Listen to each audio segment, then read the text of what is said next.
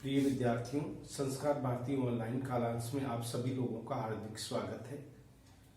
आज हम BA part second के रीति काव्य के धारा के प्रमुख रीतिबद्ध कवि भूषण के बारे में पढ़ेंगे।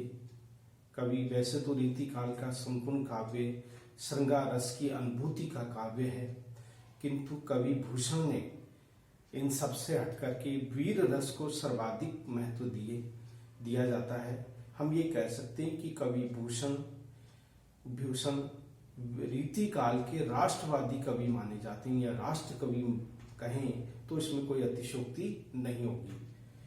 कवि ने औरंगजेब की आताताई नीति और शिवाजी और छत्रसाल की हिंदू धर्म रक्षक के रूप में उन्होंने प्रस्तुत किया है। तो सबसे पहले हम भूषण के बारे में जानना चाहेंगे। इनका जन्म 1670 ईस्वी में हुआ और मृत्यु 1772 ईस्वी में। इनका काव्य आरंभ से ही वीर रस का काव्य माना जाता है और मुगल बादशाह औरंगजेब के विरोधी शिवाजी और छत्रसाल के ये दरबारी कवि रहे हैं। कहा जाता है कि एक बार छत्रसाल ने भूषण के सम्मान में पालकी को कंधा दिया था। यह उनके लिए सबसे बड़ा सम्मान था। इसके अतिरिक्त शिवाजी भी भूषण का बहुत सम्मान करते थे। शिवाजी एक राष्ट्रीय चेतना जगाने वाले हमारे छत्रपति शिवाजी, जो महाराष्ट्र के महान एक शासक रहे हैं, जिन्होंने हिंदुस्तान की रक्षा के लिए, हिंदुस्तान की आन बान की रक्षा के लिए अपना संपूर्ण जीवन समर्पित कर दिया।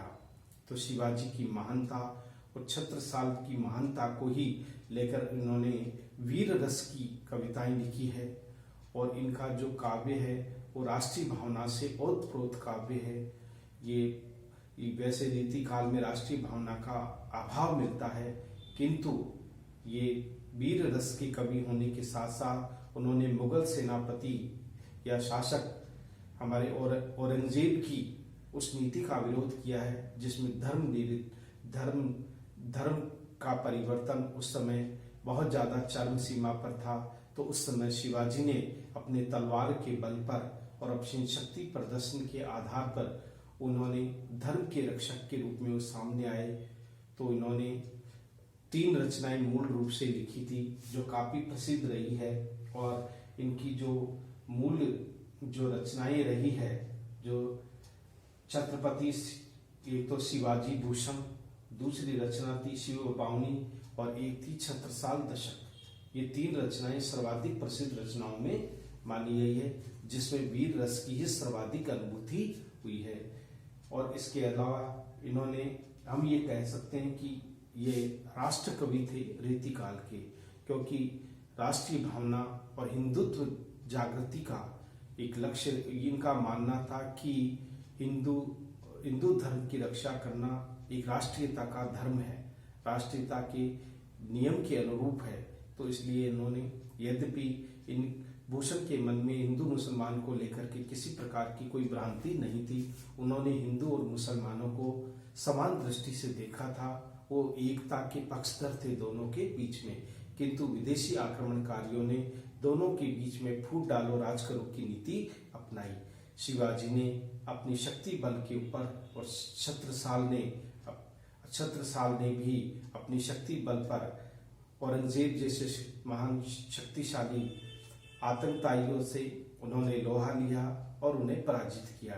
हिंदू धर्म रक्षक के लिए वे सदैव तत्पर रहते थे, चाहे शिवाजी हो चाहे छत्रसाल ने सदैव शिवाजी का सम्मान किया है। यद्यपि दरबारी कवि श्रृंगार की रचनाओं में लीन थे, सुधन और लाल कवि ही रीति काल के ऐसे कवि हैं जो वीर रस की रचनाएं उस समय लिख रहे थे। इसके अलावा हमारे कवि भूषण हैं, जिन्होंने भी अपने वीर रस के ऊपर अपनी कविताएं लिखी है।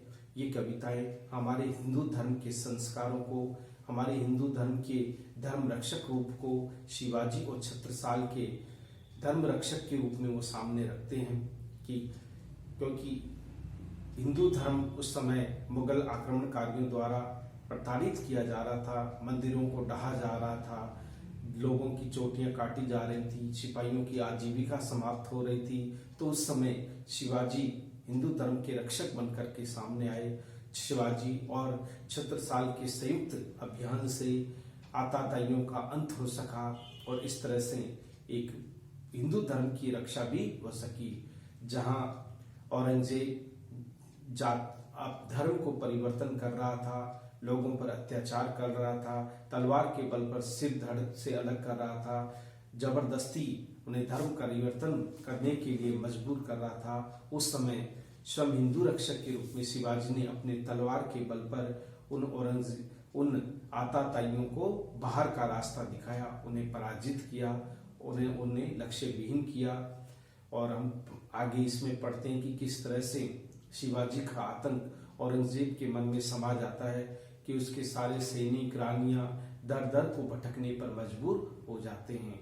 हिंदू धर्म के रक्षक के रूप में दोनों सम्राटों ने सदैव हिंदुत्व की रक्षा करने में अपना महत्वपूर्ण योगदान दिया है।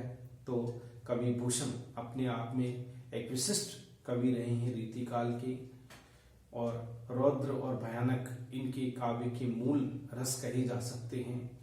कवि ने शिवाजी की युद्ध कुशलता, छत्रसाल की युद्ध कुशलता और साथ ही साथ दोनों सम्राटों के बीच हिंदू धर्म के रक्षा का वचन को भी अपनी इन रचनाओं में सम्मिलित किया है। कवि भूषण एक ऐसे कवि थे जिन्होंने हिंदू धर्म में फैली हुई अन्याय और अत्याचार की नीति का सदैव विरोध किया। वे हिंदू और मुसलमान में जितनी भी जो विचारधाराएं जो उन्हें उद्वेलित कर रही थी, उन सभी बुराइयों को दूर करने के और एक समाज में एक आदर्श स्थापित करने का काम कवि भूषण ने किया। कवि भूषण जिनकी रचनाएं आज भी राष्ट्रीय जागरण का हमें संदेश देती है, राष्ट्रवादी भावना का पोषण करती है। तो इस प्रकार ये रीतिकाल में बहुत कम देखने को मिलता है, जबकि अधिकतर कवि श्रृंगार का चित्रण करने में लीन थे, दरबारी संस्कृति का आनंद ले रहे थे, सुरा और सुंदरियों का बखान कर रहे थे। वहीं श्री भूषण ने अपने हिंदू धर्म की रक्षा का कर्तव्य का निर्वाह किया, और जब तक उन्होंने रचनाएं लिखी, उन सभी रचनाओं में हमारे भारत के हिंदू धर्म की रक्षा और ऐतिहासिकता के महत्व के बारे में ही उन्होंने काव्य में बताया है।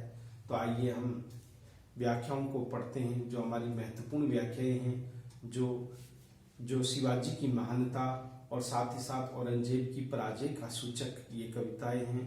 और इन कविताओं में यही बताया गया है कि शिवाजी जब युद्ध करने जाते हैं तो बड़े बड़े जो योद्धा है वो पराजित हो जाते हैं, उनके सामने हथियार डाल देते हैं, युद्ध लड़ने की हिम्मत नहीं जुटा पाते।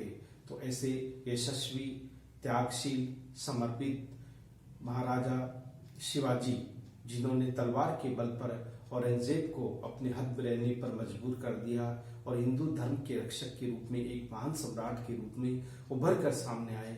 आइए पढ़ते हैं इन कविताओं का भावार्थ। ये हमारी व्याख्याएं हैं, व्याख्याओं से पढ़ते हैं। देखिए, शिवाजी की महानता के बारे में सबसे पहला हम पढ़ेंगे। देखिए, साजी चतुरंग सेन अंग में उमंग धारी, सरजा शिवाजी जिंग जीतन चलत है। पहली पंक्ति का अर्थ है साजी यानी सज करके, तैयार होकर के, सजा कर। चतुरंग यानी चार प्रकार की सेना, सेन यानी सेना। चार प्रकार की कौन कौन सी सेना है? तो घोड़ा, हाथी, ऊंट और पैदल। ये चार प्रकार की सेनाओं को साथ में लेकर के और अपने शरीर में उत्साह और उमंग को भर के शिवाजी युद्ध को जीतने के लिए चल पड़ते हैं। शिवाजी के मन में किसी भी प्रकार के युद्ध को लेकर संशय नहीं है। शिवाजी अपनी चातुरंगी सेनाओं को तैयार करके, बिल्कुल एकदम युद्ध के लिए सशस्त्र करके, उन्हें तैयार करके, अंग में, शरीर में एक जोश भर के, उमंग भर के, और शिवाजी युद्ध जीतने के लिए चल पड़ते हैं। युद्ध के जाते समय, गमन करते समय क्या दृश्य उपस्थित होता है, उसी का उल्लेख इसमें किया है। देखिए, भूषण भगत कवि भूषण कहते हैं, भनत का मतलब होता है कहते हैं, कवि भूषण कहते हैं, नाद बिहद नंगारन के नदी नद मद गेवरन के रदत है। कहते हैं कि जब शिवाजी युद्ध भूमि में युद्ध जीतने के लिए जाते हैं, वो आरंभ करते हैं वहां से चलना, तब नाद बिहद भयंकर नंगारों की आवाज दूर दूर तक फैल जाती है, दूर दूर तक सुनाई देती है, और दूर दूर तक उसकी ध्वनि कोलाहल दूर दूर तक फैल जाता है। नाद विहद, विहद यानी भयानक, नाद यानी ध्वनि, नंगार यानी नंगारों की भयानक ध्वनि चारों तरफ फैल जाती है। नदी नद मद गबेरन की रदत है। गबेरन का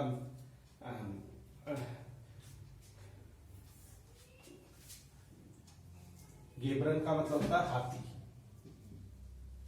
कि जितने भी हाथी है वो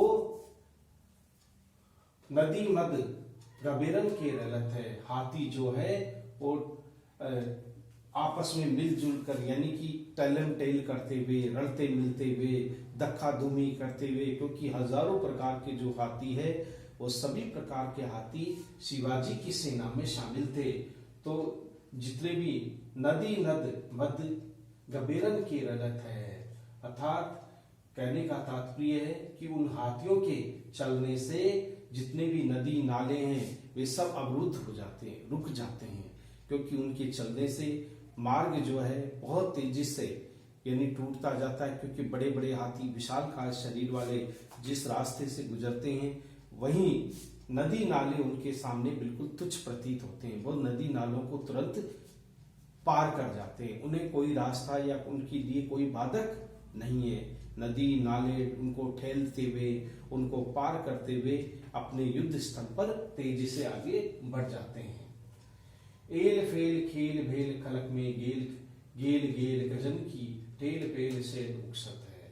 आगे कवि कहते हैं एल फेल यानी चारों तरफ पूरे मैदान में फेल फेल करके बिखर बिखर करके, खेल खेल खेल भेल खेल खेलते हुए, आपस में कभी मिल जाना, कभी दूर हो जाना, मैदान में हेल फेल करके।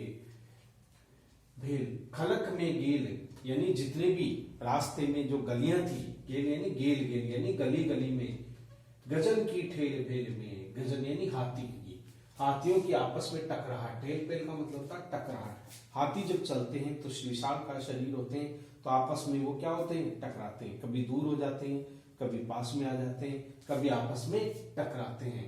शेल उनके टकराने से, जो शेल का मतलब होता है पर्वत, विशाल काय जो पर्वत भी अगर रास्ते में आते हैं तो उनके आपस में टकराने से बड़ा विशाल काय पर्वत भी क्या हो जाता है, चूर चूर हो जाता है, टूट जाता है। क्योंकि उनके रास्ते में न नदी नाला बाधक बनते हैं, न विशाल काय पर्वत भी बाधा बन पाते हैं, क्योंकि उनके रेलम पेल में, उनकी धमामुखी में विशाल काय पर्वत भी टूट करके बिखर जाता है, पर्वत भी टूट करके अलग हो जाता है। क्योंकि उनके ठलम ठेल में, उनके धमामुखी में, उनके आपस में मार दिखाटने से वो आगे बढ़ते रहते हैं, लेकिन उनका रास्ता कोई नहीं रोक सकता। ठेल पेल में आपस में मिलते हुए, एक दूसरे को धमामुखी करते हुए। सेल उलसत है, अर्थात पर्वत उलसत का मतलब होता है उखड़ जाते हैं, बड़े बड़े पहाड़ उखड़ जाते हैं।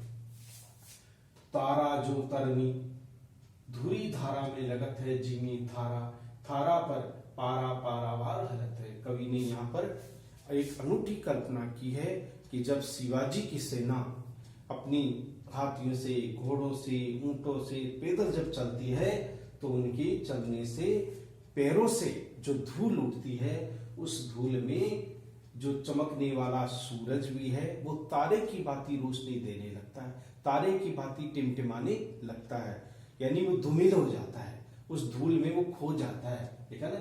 तारों सो तरनी, यानी तरनी का मतलब होता सूर्य, तरनी यानी सूर्य, जो प्रकाश देने वाला सूर्य है, एक तारे की भांति मंदिम रूप में टिमटिमाता हुआ दिखाई देता है। क्योंकि आसमान में पैरों की जो धूल है वो सारे आसमान को ढक लेती है, सूर्य का प्रकाश उनसे पार नहीं हो पाता। सूर्य भी ऐसे लगता है जैसे कोई मानो कोई एक छोटा सा तारा हो जो टिमटिमाता हुआ दूर दिखाई दे रहा है। धूरी धारा में, धूरी धारा का मतलब होता है धूल की उस आवरण में, धूल के उस आगोश में सूर्य तारे की भांति चमकते हुए दिखाई देता है। जिमी धारा पर पारावार यूं लगता है, और ऐसा लगता है कि इस विशाल धरती पर बड़े बड़े जो समुद्र है, वो समुद्र इनकी सेनाओं के चलने पर पूरी तरह से उथल पुथल मच जाती है। उनमें पानी इस तरह से लहरें उठती है जैसे विशाल काय बर्तन में कोई बर्तन में ऐसे धरती हिलने लगती है। हम ये कह सकते हैं भूकंप जैसी संभावनाएं बढ़ जाती, क्योंकि जब वो चलते हैं तो उनके चलने से यहाँ तक कि जो पारावार का मतलब होता है समुद्र, पारावार का मतलब होता है समुद्र का जल तेजी से हिलने लगता है। जैसे कोई बड़े बर्तन में कोई पानी भर करके कोई रख दे और फिर उसको तेजी से हिलाए, तो ये जो पृथ्वी है वो क्या हो गई, एक विशालकाय बर्तन के समान, और जो समुद्र है वो जल है। तो एक इस प्रकार से प्रतीत होने लगा कि जैसे कोई विशालकाय समुद्र ही एक परात में रख करके, जिस तरह से उसे परात में रख करके थोड़ा सा हिलाया डुलाया जाता है, तो उस भांति उसकी वहां गति हो जाती है, ये स्थिति हो जाती है। थारा का मतलब होता है थाली में, पारा यानी जल, समुद्र, पारावार यानी समुद्र, यूं हालत है, इस तरह से हिलता है। या फिर आपने देखा होगा बड़े बर्तन में हम पानी ले जाते हैं, वो छलबला जाता है, हिलता है, तो उस भांति जो समुद्र की जो विशाल समुद्र है वो इसी भांति हिलते हुए दिखाई देते हैं, विशाल लहरों के साथ में उठते और गिरते दिखाई देते हैं। क्यों, ये क्यों हुआ, क्योंकि उनके चलने से जो पृथ्वी है वो अपना संतुलन खो देती है, तो वो बार बार हिलती है। उस पृथ्वी के हिलने से जो विशाल का समुद्र है उसका पानी ऐसे हिलता है जैसे कोई विशाल बर्तन में कोई रखा गया जल हो या पानी हो, इस भांति दिखाई देता है। तो अद्वितीय कल्पना कवि ने इस पद्यांश में की है। तो इस पद्यांश में पहले ने शिवाजी की युद्ध लड़ने की कला, यानी कि उस समय युद्ध लड़ते जाते समय जब सेना का पलायन होता है, वहां से चली जाती है या जब गुजरती है तो किस तरह से का उपस्थित होता है, उस दृश्य को यहाँ पर उपस्थित किया गया है। अब देखिए, बानी पहरानी बहरान गहरानी, घंटा गजन के नाही ठहरानी, रावने देश देश के, नंग पहरानी ग्राम नगर पराने, चुनी बाजत निशाने शिवराज नरेश को। यानी कि यहाँ शिवाजी की महानता का उल्लेख किया गया है कि शिवाजी जब युद्ध लड़ने जाते हैं तो शिवाजी के मार्ग में कोई बाधा नहीं बन सकता। जहां वो जाते हैं वो अपना झंडा फहरा देते हैं, झंडा लहरा देते हैं, उन्हें कोई रोकने वाला नहीं, उनका कोई मुकाबला करने वाला नहीं। कोई भी अगर आता है तो वो सब उसके सामने, शिवाजी के सामने नतमस्तक हो जाते हैं। देखिए क्या, बाने पहराने गहराने, घंटा गजन की नाही ठहराने, रावरे देश देश के, जितने भी राजा है उस राजाओं के, कहने का मतलब जहां से वो गुजरते हैं अपने झंडे को, बाने को यानी झंडे को वहीं पहरा देते हैं, गाड़ देते हैं। गजन के नाही ठहराने, रावरे देश देश के, इस तरह से कोई भी उनके हाथियों को, उनके रास्ते को कोई भी नहीं रोक सकता। देश देश के जितने भी राजा है वे सभी उनकी मार्ग में कोई बाधा नहीं बनता, बल्कि उन्हें रास्ता दे देते हैं, उनका स्वागत करते हैं, उनका भरपूर स्वागत करते हैं, उनका हार्दिक स्वागत वो करते हैं। शिवाजी जहां जाते हैं वहीं के जो राजा है, देश देश के राजा है, राव रानी का मतलब था वहां के देश देश के राजा है, वे सभी उन्हें ठहराने के लिए, उनको कोई रोकता नहीं है। गजन नाही ठहराने, रावरे देश देश के लोग, ठहराने की कोई जगह नहीं, यानी कि ठहराने की, कहने का तात्पर्य है कि यहाँ पर उनका मुकाबला करने की कोई शक्ति नहीं रखता है, उनके हाथियों को या उनके घोड़ों को या उनकी सेनाओं को कोई रोक सके, ऐसी किसी में हिम्मत नहीं है। जहां उन्होंने झंडा गाड़ दिया, जहां उन्होंने अपना आधिपत्य स्थापित कर दिया, वहां कोई भी उन्हें, चाहे किसी भी देश का राजा हो। नग बहराने ग्राम नगर पराने, पुनी बाजत निशाने शिवराज जू, शिवराज जी जहां से गुजरते हैं वहीं से ढोल नगाड़े ग्राम ग्राम में जगह जगह जितने भी गांव हैं, नगर है, सब जगह उनका नाम फैल जाता है कि शिवाजी इस रास्ते से गुजर रहे हैं। नगाड़ों की भयानक ध्वनि सबको आभासित करा देती है। भयंकर आवाज, भयंकर ध्वनि, नगर, गांव, नगर, पराने जितने भी जगह हैं वो भयंकर नगाड़ों की आवाज शिवराज के महत्व को और उनकी युद्ध क्षमता को सब सामने दर्शित कर देते, दिखाई देने लगते हैं। तो किस तरह से वो कोई मुकाबला नहीं कर सकता, बल्कि वे मुकाबले से हट जाते हैं, अपने आप को अलग कर लेते हैं। नगर में, ग्राम में, पराने में, हर जगह शिवाजी की ही ढोल की थाप सुनाई देती है। शिवाजी की वीरता का ही भाव सुनाई देता है।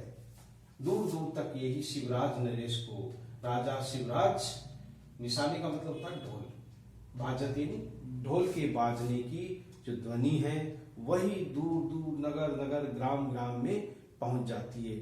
और इसका तात्पर्य यही है कि शिवाजी उस नगर से या उस ग्राम से गुजर रहे हैं, कोई उनका रास्ता या मार्ग रोकने की हिम्मत न करे। हाथिनी के होदा उकसाने कुंभ कुंजर के भोन को बजाने अली छूटे केस के लट केस के, दल के दरान में कमट टूटे फूटे फेरा से पात वीराने शेष के। आगे कवि कहते हैं कि शिवाजी जिस हाथी पर बैठे हैं और वो अगर हाथी को होदा देते हैं, चलाने के लिए लात देते हैं या पैर की मारते हैं तेजी से, तो हाथी उनके उकसाने पर ऐसे चलता है जैसे कोई काले रंग का कोई भंवरा तेजी से उड़कर जा रहा हो। यानी काले रंग का हाथी होता है, काले रंग का ही भंवरा होता है। लेकिन शिवाजी को अगर जल्दी पहुंचना है, युद्ध में अपनी कुशलता का प्रदर्शन करता है, तो वो अपने हाथी को हौदे देते हैं। हौदे का मतलब होता है एडी देना।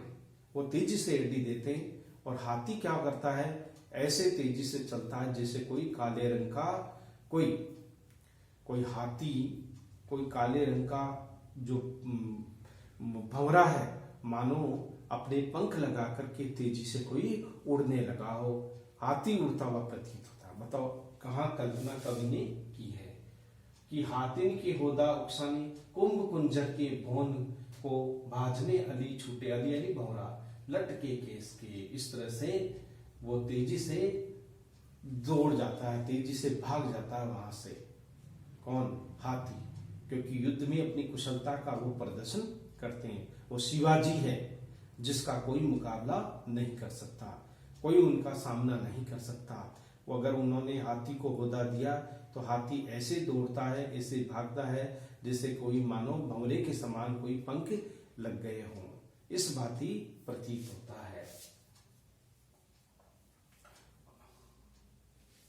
आगे हैं, दल के दरान में कमट करारे फूट। जितने भी सेनाएं हैं वो सेनाओं के दल के ऊपर ऐसे टूट पड़ते हैं वो कि जैसे कोई बर्तन टूटता है गिरने से या फूटता है, बिखर जाता है, उसी तरह से शिवाजी अपने सेनाओं के ऊपर, शत्रु सेनाओं पर इस तरह से टूट पड़ते हैं जैसे कोई कच्चे बर्तनों को तोड़ने के लिए तत्पर हो जाता है या उन्हें बिखेर देता है, उन्हें तोड़ फोड़ देता है। उसी तरह से शिवाजी भी अपनी यानी शत्रु सेनाओं के ऊपर उसी तरह से वो दलों के ऊपर टूट पड़ते हैं, उनको तहस नहस कर देते हैं। अपनी तलवार के बल के ऊपर, अपनी शक्ति और शौर्यता के बल पर वे उन्हें तहस नहस कर देते हैं। वो शिवाजी की वीरता है। केरा के पात बिहराने फनशीस के, और देखिए फेरा के पात बिहराने फनशीस के। और या फिर ऐसा लगता है कि मानो जैसे शिवाजी की जो तलवार है वो इस तरह से फिरती है, इस तरह से फेरा यानी फिरती है, चलती है शत्रुओं पर, जैसे कोई केले का पत्ते के ऊपर कोई तेजी से वार करता है, उन्हें बिखेर देता है। जैसे कदली के उस कदली के यानी केले के पेड़ पर जिस तरह से कोई तलवार से वार करता है, वो टुकड़े टुकड़े छिन्न भिन्न हो जाता है, बिखर जाता है। उसी तरह से शिवाजी भी अपनी तलवार के बल पर अपने शत्रुओं को उसी तरह से तहस नहस कर रहे हैं। जैसे कोई केला काटने वाला अपनी उस तेज हथियार के बल पर उस केले की पिंड को या उस तने को नष्ट भ्रष्ट कर देता है, उसी तरह से वो भी उसे नष्ट भ्रष्ट कर देता है। अर्थात शत्रु सेनाओं पर वो टूट पड़ते हैं, बिखर एक तरह से उनको नष्ट भ्रष्ट कर देते हैं। इस तरह से ये हमारा दूसरा था, जिसमें शिवाजी की मानता को वीराने फनशेष को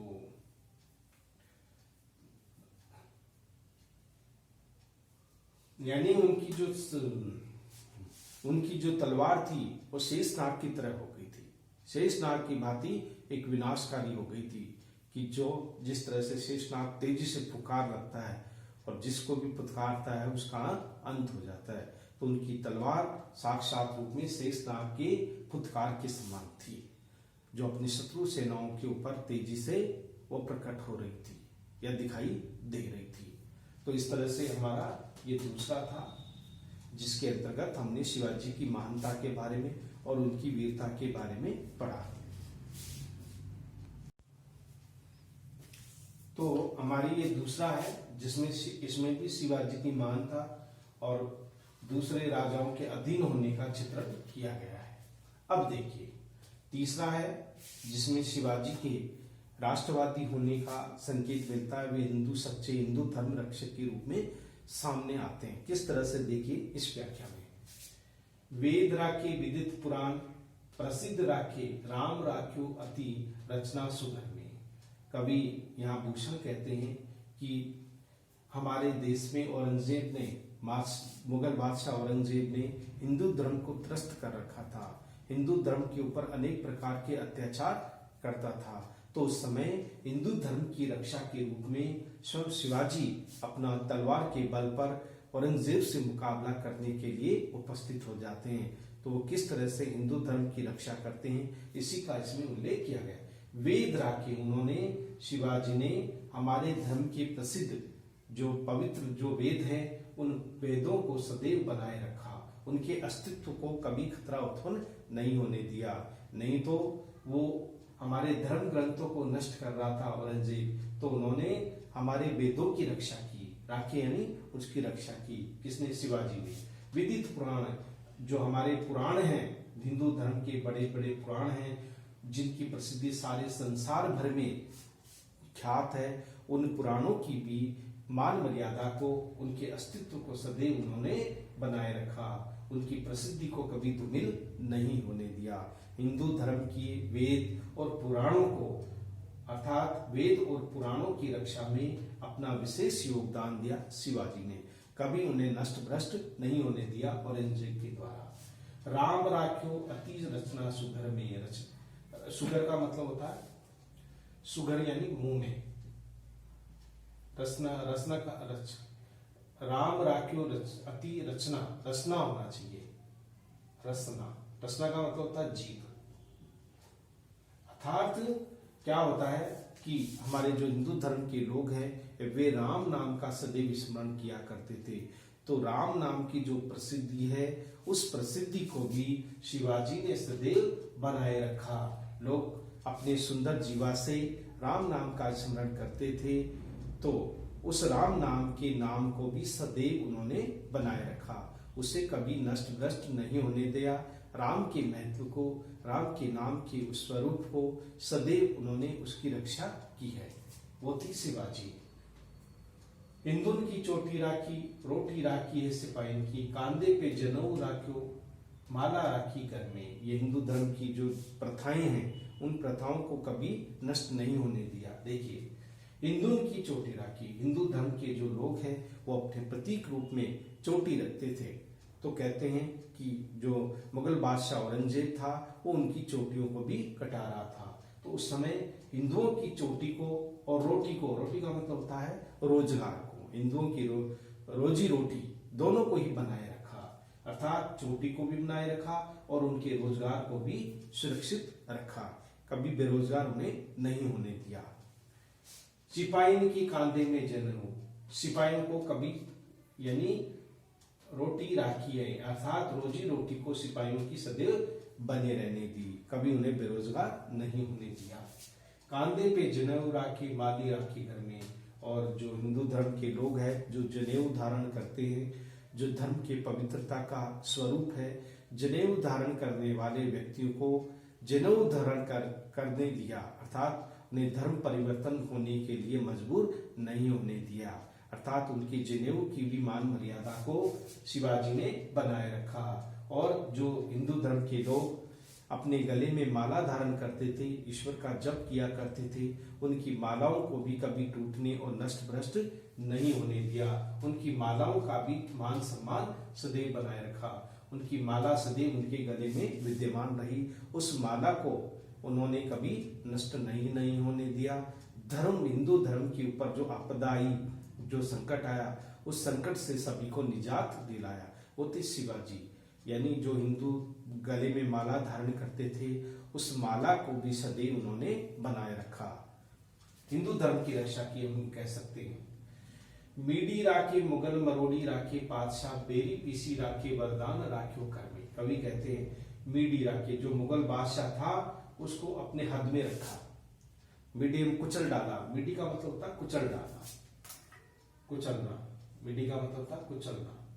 उसने क्या, शिवाजी ने औरंगजेब बादशाह को कुचल डाला, यानी कुचल डाला। उसका वो मुकाबला नहीं कर सकता शिवाजी का। मरोड़ी राखे बादशाह, उसने अपने अस्तित्व को, अपनी शक्ति को सदैव उस मुगल बादशाह के सामने बनाए रखा। बेरी पीसी राखे वरदान राख्यो कर में, अर्थात शिवाजी ने अपने शत्रुओं को पीस कर रख दिया, नष्ट भ्रष्ट करके रख दिया। कोई भी ऐसा शत्रु नहीं था जो शिवाजी का मुकाबला कर सके। यानी औरंगजेब को भी उन्होंने अपने वश में और अपने हद में रहने का ये कह दिया। और इसलिए कोई भी हिंदू धर्म को क्षति नहीं पहुंचा सकता, कोई भी हिंदू धर्म को नष्ट भ्रष्ट नहीं कर सकता। इसलिए तो एक शिवाजी एक सच्चे हिंदू धर्म रक्षक के रूप में सामने आए। उन्होंने औरंगजेब को भी अपनी अपनी अपनी ताकत और शक्ति का परिचय करवा दिया। वो भी उससे भयभीत हो गया, वो भी मुकाबला करने का संकल्प नहीं कर सका, मुकाबला नहीं कर सका। राजन की हद राखी तेग बल शिवराज, देव राखे देवल स्वर धर्म राख्यो घर में। तो शिवाजी है, राजाओं सभी जो हिंदू धर्म के राजा थे, उन सभी हिंदू धर्म को अपने हद में रहने का वचन दिया कि तुम हद रहो, हद में रहो, आपस में लड़ो मत, आपस में झगड़ो मत, अपनी सीमाओं में रह करके अपने कर्तव्य का निर्वाह करो, कोई भी सीमा का अतिक्रमण नहीं करेगा। तो सभी राजाओं को शिवाजी की ये चेतावनी थी कि सभी राजा, हिंदू जो राजा है वो अपने हद में रखेंगे, कोई किसी सीमा का अतिक्रमण नहीं करेगा। इससे अशांति फैलती है, युद्ध होता है। इसलिए अपने तलवार के बल पर शिवराज ने सभी राजाओं को अपने हद में रहने की चेतावनी दे डाली। कहा कि हद में रहो, यानी लोगों के ऊपर अत्याचार मत करो, उनका शोषण मत करो, उन पर अत्याचार मत करो, अपनी हद में रहो, अपनी सीमा में रहो। शिवराज राखे देवल, यानी शिवाजी वो थे जिन्होंने हमारे देवी देवताओं के मंदिरों को कभी ढहने नहीं दिया। उन देवी देवताओं के मंदिरों को भी सुरक्षित रखा, उन्हें मंदिरों को कभी ध्वस्त नहीं होने दिया, और जो ध्वस्त हो गए थे उनका जीर्णोद्धार भी करवाया। वो हिंदू धर्म के वास्तविक रक्षक के रूप में सामने आते हैं। हिंदू धर्म के देवत्व को या देव को और उनके मंदिरों की सदैव रक्षा शिवाजी ने अपने तन मन से की है। स्वधर्म राख्यो घर में, अपने इसी भारत में, इसी राष्ट्र में रहते हुए अपने स्वयं धर्म का जो पालन होना चाहिए, उस स्वयं धर्म का पालन शिवाजी ने अपने कर्तव्य निष्ठ होकर के किया है। अपने धर्म के प्रति जो सेवा होनी चाहिए, धर्म के प्रति जो भावना होनी चाहिए, वह स्वयं के धर्म को भी उन्होंने कभी ध्वस्त नहीं होने दिया, सदैव अपने धर्म का पालन उन्होंने किया। और इस तरह से स्वधर्म राख्यो घर में, अपने इसी भारत में रहते हुए, हिंदुस्तान में रहते हुए अपने स्वयं के धर्म का भी उन्होंने तन्मय होकर के उसका पालन किया। तो शिवाजी ऐसे थे जिन्होंने मुगल सम्राट का मुकाबला करते हुए हिंदू धर्म के एक सच्चे रक्षक के रूप में सामने आते हैं। तो शिवाजी की जो महिमा है, शिवाजी का जो धर्म रक्षक का रूप है, वो अपने आप में अनूठा है। शिवाजी ने सदैव हिंदू धर्म की रक्षा की है, उनके आन बान और शान के लिए सदैव वो तत्पर रहे हैं, उनकी रक्षा में समर्पित रहे हैं। तो हम ये कह सकते हैं कि वास्तव में शिवाजी महान है। शिवाजी का अपने आप में जो ख्याति है, प्रसिद्धि है, वो यही है कि शिवाजी अपने तलवार के बल पर औरंगजेब जैसे शक्तिशाली योद्धाओं से भी मुकाबला कर सकते हैं, तो भला वो हिंदू धर्म को खंडित कैसे होने देते। उन्होंने हिंदू धर्म के वेदों की रक्षा की, हिंदू धर्म की माला की, हिंदू धर्म की देवल की अर्थात मंदिरों की जितना हो सकता है शिवाजी से एक सच्चे राष्ट्रभक्त के रूप में, एक सच्चे समाज सेवक के रूप में, एक सच्चे राजा के रूप में उन्होंने अपने कर्तव्य का निर्वाह किया है। तो वो शिवाजी है जिन्होंने अपने तलवार के बल पर सदैव आन बान और शान को बनाए रखा। तो इस तरह से ये हमारी 3 व्याख्याएं थी और तीनों व्याख्याओं में शिवाजी की महानता का ही उल्लेख है। हम विशेष रूप में लिख सकते हैं, विशेष में इन पदों में शिवाजी की वीरता का बखान किया गया है।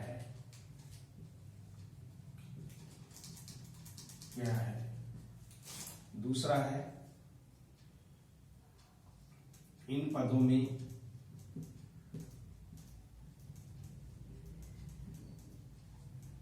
शिवाजी को सच्चे हिंदू धर्म रक्षक के रूप में चित्रित किया है।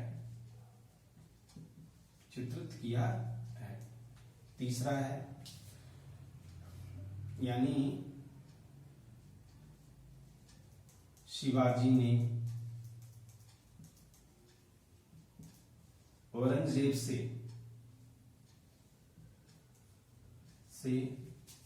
मुकाबला कर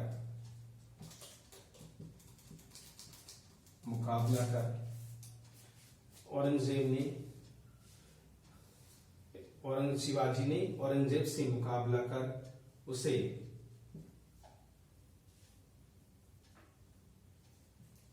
हद में रहने की चेतावनी दी।